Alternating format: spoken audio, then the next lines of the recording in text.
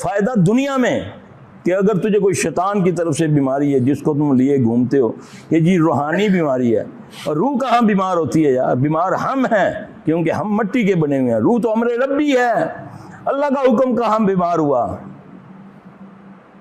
شیطانی بیماریاں یہ تمہیں، جس کو روحانیت کا نام دیا جاتا ہے، شیطان کے مس کرنے سے بیماری ہوتی ہے، شیطان کے چھونے سے بیماری ہوتی ہے۔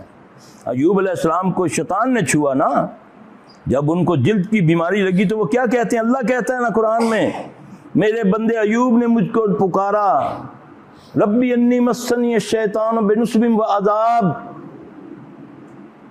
کہ اللہ مجھ کو یہ جو ہے یہ شیطان کے مس سے عذاب ہوا ہے، یہ جو میرے جسم کو تکلیف ہے۔